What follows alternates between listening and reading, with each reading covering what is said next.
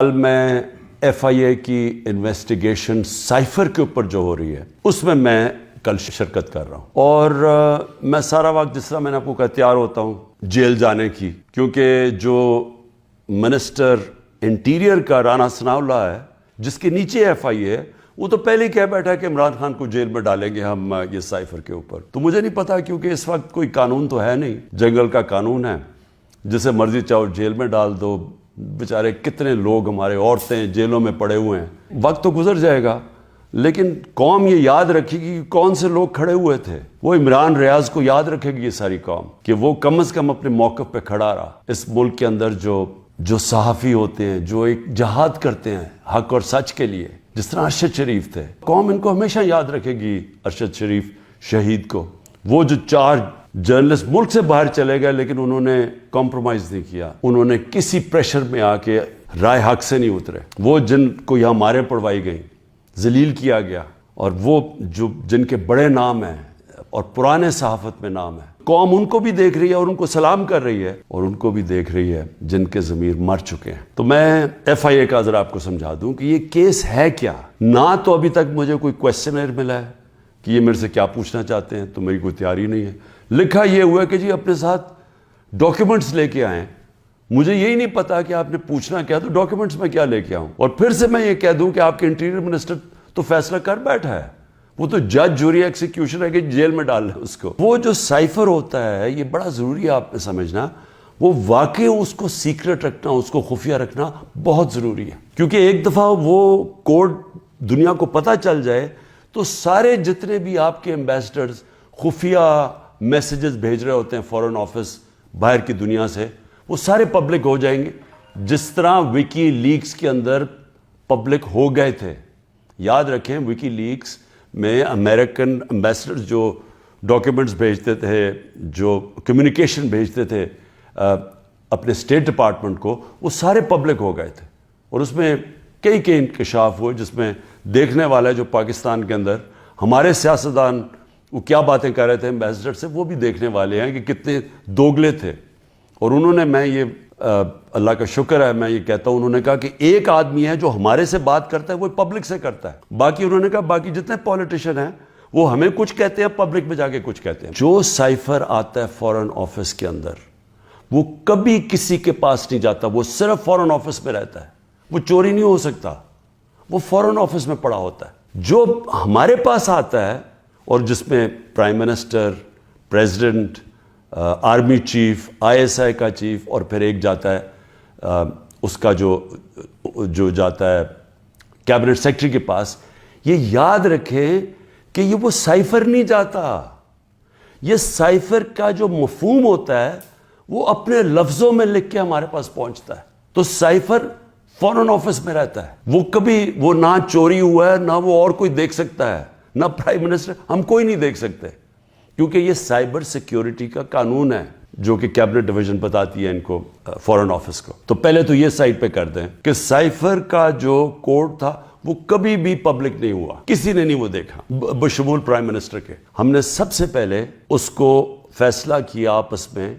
کہ ہم یہ پبلک نہیں، ابھی اس کے اوپر بات نہیں کریں گے، کیونکہ او آئی سی کی کانفرنس تھی پاکستان میں 22 اور 23 مارچ کو، تو سائفر آ چکا تھا 6 مارچ کا۔ ہم نے اس کانفرنس کی وجہ سے ہم چپ کر کے بیٹھے رہے، کیونکہ باہر سے منسٹر آ رہے ہیں اور شور میں جاتا ہے اس کا، تو ہم نے کہا ملک کو نقصان پہنچے گا۔ 27 تاریخ کو میں نے جلسے میں جو ایک کاپی لہرائی، وہ سائفر نہیں تھا، جو سائفر کے اندر پیغام تھا، تو وہ میں نے بتایا، اور میں نے تب بھی محتاط رہا، میں نے یہ نہیں بتایا کہ میں نے کہا یہ بڑا سینسٹیو ہے، میں نے لکھ کے بتایا کہ میں صرف کوئی غلط بات نہ کہہ دوں، کیونکہ انٹرنیشنل ریلیشنز ہے، ہماری دوسرے ملکوں کے ساتھ تعلقات ہیں، وہ نہ خراب ہو جائے۔ کتنی بڑی اس ملک سے میں سمجھتا ہوں کہ کتنی بڑی ملک کی توہین ہوئی کہ ایک باہر کا ایک آفیشل وہ پاکستان کے ایمبیسڈر کو کہہ رہا ہے کہ اپنے پرائم منسٹر کو اگر تم نے نہ ہٹایا، ووٹ آف نو کانفیڈنس، جو پھر سے میں یاد کرا دوں کہ ابھی آئی نہیں تھی، تو پاکستان کے لیے مشکلات ہوں گی، اور اگر اس کو ہٹا دیا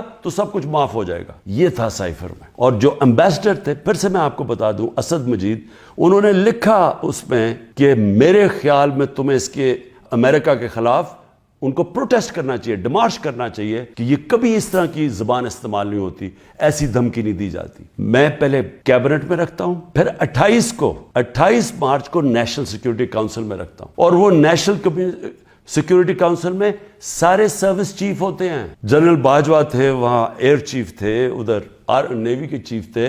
جوائنٹ چیف آف سٹاف تھے, ہمارے ساری کیبنٹ کے سینئر ممبرز تھے, فورن آفس کے سیکرٹری بیٹھے ہوئے تھے. اور اس میں کیا فیصلہ ہوتا ہے کہ ہمیں جس طرح امبیسڈر اسد مجید نے ریکمینڈ کیا, ہمیں ڈیمارش کرنا چاہیے, ہمیں امریکہ کو پروٹیسٹ کرنا چاہیے کہ یہ آپ نے ہمارے اندرونی معاملات میں مداخلت کی. تو جب وہ اس میں آ گیا نیشنل سیکیورٹی کاؤنسل میں اور ڈیمارش کر دی, تو جو اس کی جو سائفر کے اندر چیزیں لکھی ہوئی وہ تو پبلک ہو گئی. کیونکہ جب آپ نے پبلک ایک سٹیٹمنٹ دے دی کہ کہہ دیا کہ ہم نے اس کی کیا, تو وہ تو سیکرٹ تو نہ رہا وہ, کیونکہ ڈیمارش نے اپنے کس پہ, تو یہ چیزیں سامنے آ گئی نیشنل سیکیورٹی کاؤنسل میں اور کیبنٹ میں بھی ڈسکس ہو گئی. اس کے بعد پارلیمنٹ کے اندر ہم نے ان کیمرہ سارے اپوزیشن لیڈرز کو بلایا کہ آپ کو پتہ ہونا چاہیے کہ کس طرح کی پاکستان میں توہین ہوئی. سارے اپوزیشن لیڈرز نے منع کر دیا جانے کا, کیونکہ یہ سارے حصہ تھے اس سازش کے. پارلیمنٹ سے جو اسپیکر ہوتے ہیں وہ چیف جسٹس آف پاکستان کو بھیجتے ہیں, اور میں بھی انہیں کہتا ہوں کہ اس کے اوپر انکوائری کریں کہ یہ جو مداخلت ہوئی ہے اس کے اندر پتہ تو چلے کہ یہ ہوا کیا, کتنی بڑی سازش ہوئی ہے کہ سٹی گورنمنٹ کے اوپر, الیکٹڈ پرائم منسٹر کے اوپر دھمکی ملتی ہے, اور پھر اس کے گورنمنٹ گرانے کی پوری تیاریاں شروع ہو جاتی ہیں, لوگ بھاگنا شروع ہو جاتے ہیں, الائز چلے جاتے ہیں. اور یہ پیغام کس کو تھا؟ مجھے تو پتہ تھا پیغام کس کو ہے, جنرل باجوہ کے لیے پیغام دیا گیا تھا, کیونکہ اسی کے پاس پاور تھی نا گورنمنٹ گرانے کی, باقی تو کوئی پرائم منسٹر کو نہیں ہٹا سکتا تھا. تو اس کے بعد جب یہ, اور پھر کیبنٹ کے اندر ہم نے اس کو ڈی کلاسیفائی بھی کر دیا. تو مجھے ابھی تک یہ نہیں سمجھ آ رہی کہ ایف آئی اے چاہتی کیا ہے, کہ جب سائفر تو سیف, جس طرح ثناء اللہ نے کہا وہ فورن آفس میں پڑا ہے, وہ تو اس کے اوپر تو اس کا تو کسی کو پتہ ہی نہیں ہے جو سائفر کی کوڈ ہے. ہمارے پاس جو جس کو پیرافریز کہتے ہیں انگریزی میں لفظ, ہمارے پاس جو آتا ہے وہ تو اس کا مفہوم آیا تھا, اور وہ جا کے نیشنل سیکیورٹی کاؤنسل اور کیبنٹ میں جب رکھا اور بعد میں ڈی کلاسیفائی بھی کر دیا, تو وہ تو پھر ایک سیکرٹ ڈاکیومنٹ نہیں رہا. جب رجیم چینج ساؤتھ امریکہ میں بھی ہوتا ہے تو اس طرح تو پھر بھی نہیں ہوتا کہ پہلے وہ کوئی امبیسڈر سے دھمکی دی جائے. 180 کیسز ہیں, اور ایک اور وارنٹ بھی نکلا ہی ہے. الیکشن کمیشن کی توہین ہو گئی, یہ دنیا میں آپ نے نہیں کبھی سنا. عدالتوں کی تو توہین ہوتی ہے, الیکشن کمیشن کی توہین ہونے وارنٹ نکلائیں. پوری کوشش ہے کسی نہ کسی طرح اس کو جیل میں ڈال دیں. میں کھڑا ہوں, جیل کے لیے بھی تیار ہوں, لیکن قوم کو میں یہ بتا دوں کہ میں انشاءاللہ